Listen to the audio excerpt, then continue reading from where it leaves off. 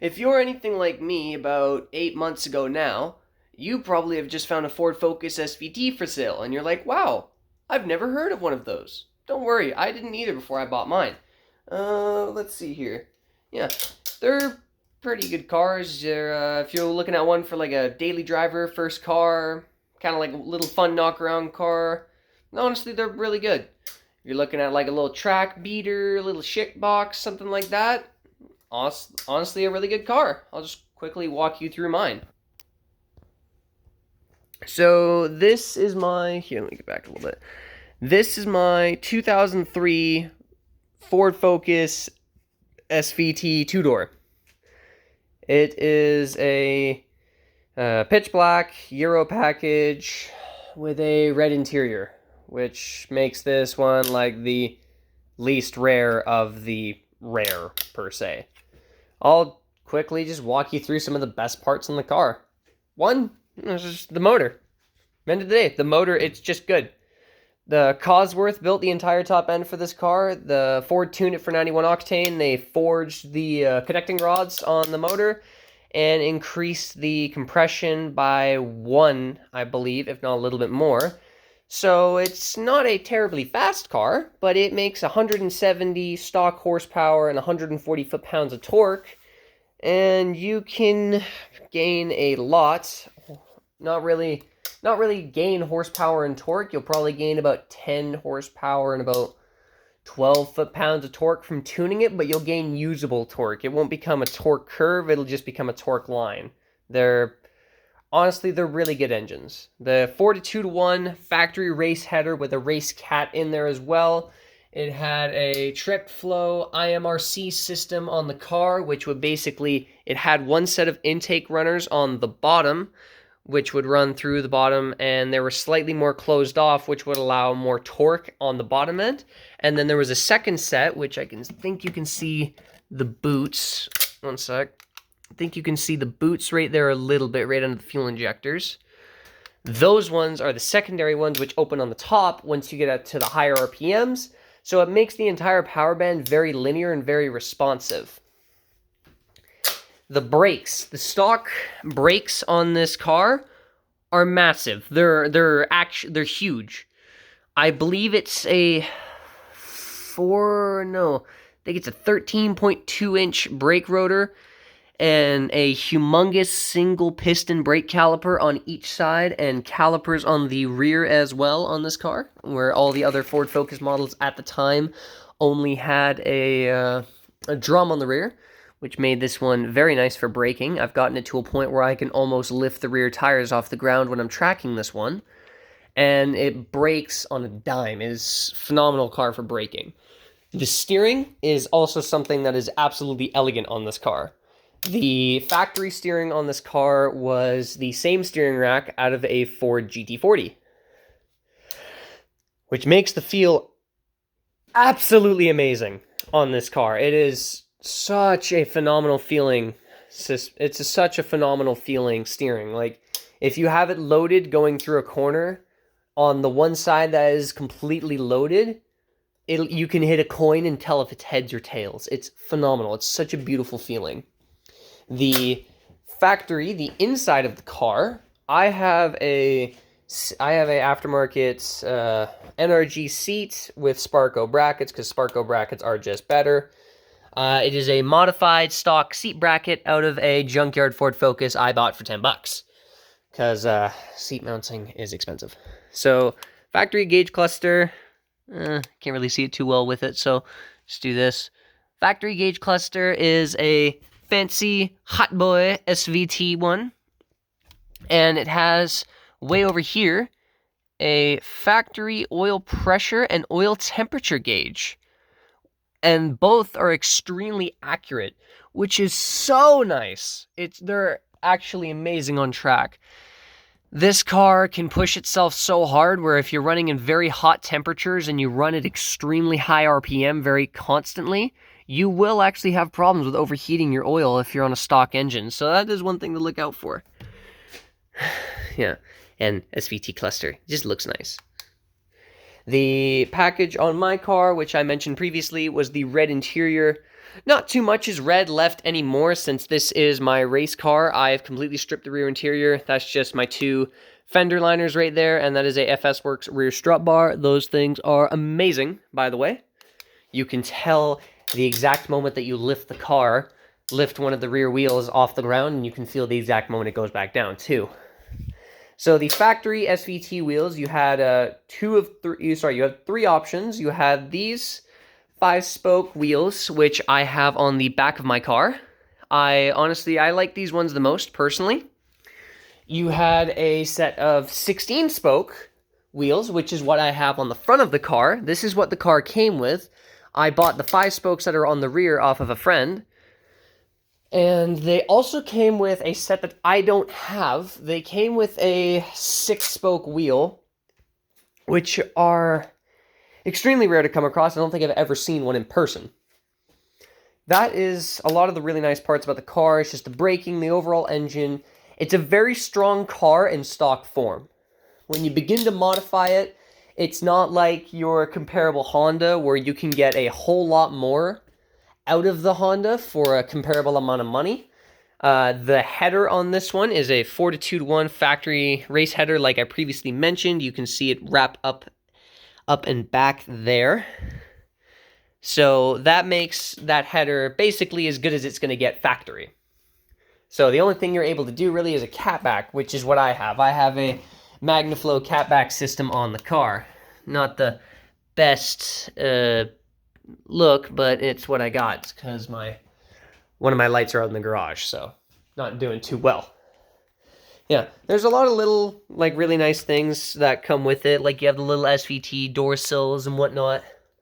You have your really nice, special, fancy, nice interior and everything like that, which doesn't matter to me since I'm ripping it out for racing anyway. And yeah, so that's my personal favorite parts about the car. I'll now run over the problems that I've come across on this car in the years. Well, not the years, I've owned it for 8 months. I gotta stop doing that. One of the biggest ones, you'll see the factory wheels. Actually, 2 of the problems lay right there. So the factory wheels and the factory bolt pattern for this car is a 4x108. Never heard of it. Never heard of it before I owned this car, because I don't think I know another car that has a 4x108 bolt pattern, which makes your wheel options pretty slim. You have what's on the car, you got your factories, and you have the factories on the rear of the car, and you got the 6 spokes, and some Focus SES wheels, because they came with the same 16-spoke wheels that these are on the newer gen SES Focuses, but they were a slightly different tinge color, which is weird to me. And the other problem that is, like, right here is the hubs. The hubs on these stock are very prone to breaking if you run them very hard on the track. And I have ran this one over 400 laps at my local racetrack. I think it's over 400 laps at this point. I have ran it extremely hard. In my case, when I snapped my hub, I had the same tires that are on it right now. I had Zestino Gretsch 07Rs, which are a 240 treadwear. They're not an extremely, like, grippy tire, but they are a very grippy tire. There is things that you can do to make up for the, like, stupidity of the bolt pattern and the weakness of the hub. First thing that you can do for a hub is you have you have 3 options. 2 of them are in the strength end of things. One is you can get a Ford Fiesta ST 2014 and newer hub. They are considerably stronger than these stock ones, and they're just pressed into what the bearings are and the knuckles are in these ones. You can also go, if you're willing to spend the extra money, you can go with a set of super hubs. Those ones are billet aluminum, and you will never break them your entire life. I have yet to see a single one break ever. But I'm cheap, so I don't run those. I just have stock ones in at this point because that was what I had on hand when I broke my first one. The suspension in these cars, here, let me grab a light and show you. I have KYB shocks and Manzo, I think it's Manzo, springs in the car, but because of that, they are factory, they're McPherson struts, and they have a shock cup on the bottom. So these things camber out extremely easily. And when it comes to camber bolts like you do with normal ones, there's nothing you can really do there because they're a cup. So pretty often you will begin to wear the outside of your tires on track compared to the inside, as you can see what I did here. So what you can do is that you can buy these camber plates, which is what I have on the car. They take your camber from about 1 degree or so to about 2 degrees if you can set them up correctly. They're completely adjustable. It's just two... Here, let me grab a little light again. They're completely adjustable. It's just that little plate in here. It's a sandwich plate. One piece on the bottom, one piece on the top, and you just take a screwdriver into that square hole right there, and you turn it to wherever you'd like it. And then it basically just locks itself on spot. I have a FX Works strut bar in this car. I have taken out this factory airbox because it broke, and I put in a just normal filter. It's kind of hard to get better than the stock intake on this one. You got to have a pretty good one. One of the problems, engine bay wise, with this car is exactly what you can see right there. Those blue ignition, those blue plug wires was because you'll see right in there, that is not a factory ignition coil because my factory one blew when I had such hot engine bay temperatures, it just outright stopped working because on normal Focus SVTs, you have a small heat shield here, but it has a small gap right there, and the cover for the ignition coils an opening is right there to let air in. So the problem is all the super hot air funnels from there and straight onto the ignition coil. So if you're on a track setting, it will warm it up terribly and it will just basically burn out your coil every single time, which is why I have my massive hood vent. The other problem, this is kind of a me problem that I have had with the car. It's not really everyone, is just the gear ratios. The MT285 or the 6-speed, I think it's Getrag is how you pronounce it, transmission that are in these cars are absolutely horrific. Final drive wise. They have a 288 to 1 final drive factory, which means without overdrive, I can sit in 6th gear on the highway at 70 miles an hour at 3,000 RPM. It is stupid. It is such a stupidly long final drive. I'll put it in perspective for anyone who doesn't really know final drives all too well. My Civic, my daily driver is a 2007 Honda Civic Si. That thing's final drive ratio is a 4.78. Almost double what this one is. So the 170 horsepower feels a little bit more like 150 when you just plant your foot in 2nd gear, because you can almost break any speed limit in all of North America in 2nd gear in this car. It is absolutely ridiculous. One thing that you can do to make up for it is, like I previously mentioned, your wheel options are kind of slim. So what plenty of people have done is that you can take a set of hubs off of a Mazda 2. What you can do with the Mazda 2 hubs is that they're pressed in the exact same as the Ford Fiesta ST hubs that I was previously talking about in the Super hubs. And those ones are a 4x100 bolt pattern, which widely opens up your wheel options. But the problem is, because the brakes, like I mentioned, are so big on this car, it's very hard to run smaller wheels. You can still run factory Ford 16-inch wheels off of another normal base model Focus, but you cannot run the 15s because they will hit the brakes. There are very few aftermarket wheels that you can run to make sure that they clear the brakes. The only one that I personally know off the top of my head is the one that I'm currently running on my car. I have a set of Rota Slipstreams in a 4x108 and a 15x7.5. That's a very wide wheel, so I can run extremely wide tires on this one, but the problem is just clearing the brakes. Those ones you can slide about a credit card in between, and you need to run 5mm spacers for the rear, otherwise you will make contact with the rear control arms. It's just one thing to keep in mind. You won't have to worry about that if you spend the money and get the Super hubs, because you can order them in any bolt pattern that you like. 4x100, 4x108, 4x110, 4x114, 5x114 if you feel so inclined, 5x120. Fuck it, why not? You can do anything with those Super hubs. You just have to order them like that. Another thing that I am not a big fan of with these cars is the engine mounts. And this goes to a lot of people who have raced these cars. The factory engine mounts, I personally think, along with a lot of other people, are way too soft. The car feels like it kind of flexes a whole lot more than it should when it comes to laying on power, and it's a very simple fix, but in a lot of cases, not a very cheap one.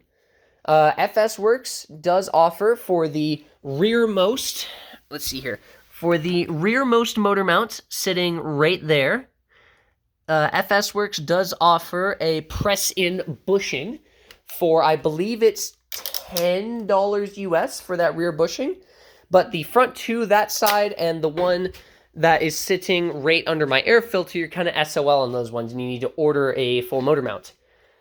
So you're looking at Steeda. Steeda makes motor mounts for these ones still. VF Engineering, I believe from the day that I'm making this video, they have discontinued their motor mounts for these ones 2 months ago, so they are still around, and FS Works does still have stock, but it's just one thing to consider. Buy them while you still can if you'd like to buy them. That is kind of my pet peeves with the car per se, and the problems that I've noticed over the years with them.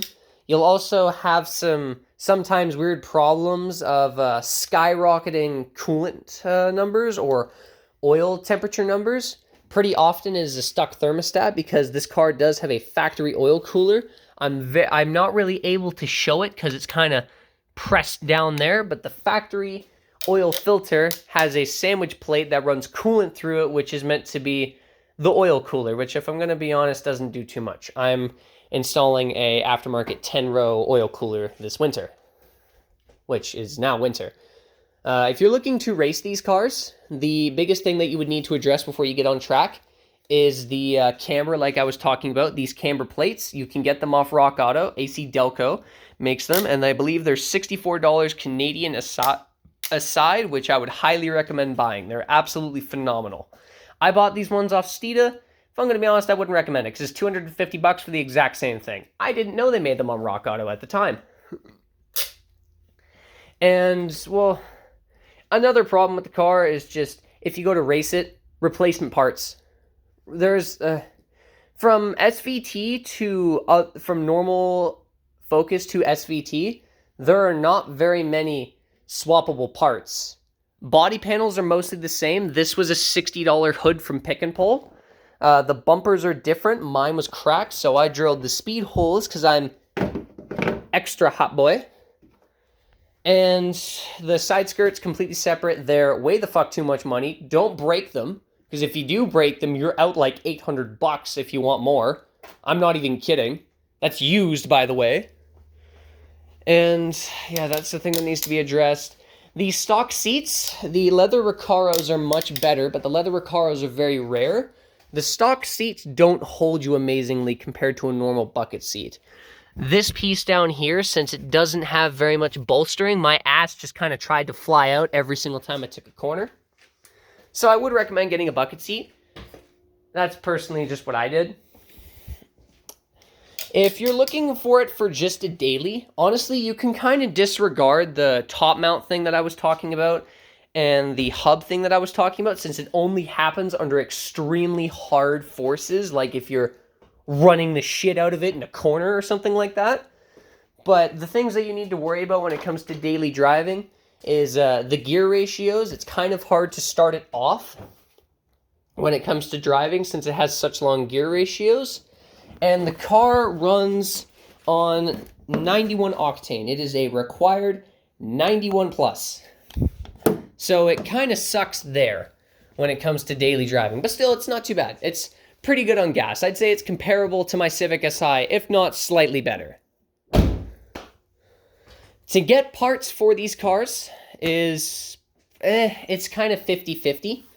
Because a lot of parts on the rear suspension are swappable with the normal Focus, but all the parts engine, I don't think they share a single part engine-wise beyond the block. The timing belt tensioners, if you ever go to do a timing belt service on these cars, the timing belt tensioners have been discontinued. All of the aftermarket ones are not the correct spring. They will say they'll fit the car, but they are a 1-pound spring and not a 2-pound spring. You can run them, but I would recommend changing them out yearly, if not earlier, because of the lack of spring tension. So when the normal 2 pounds would kind of wear down, the 1 pounds are going to wear down much quicker. So I would recommend changing it quick. There are people who still make the 2 pound tensioners for them. There is a Ford Focus SVT group on Facebook. There is, I believe at this point, over 5,000 members, and a lot of them in there do make the factory parts for this car that are no longer being made, like the flywheel bolts are very rare and very expensive. They're $50 a bolt, by the way, if you went to go to a flywheel, because that's smart.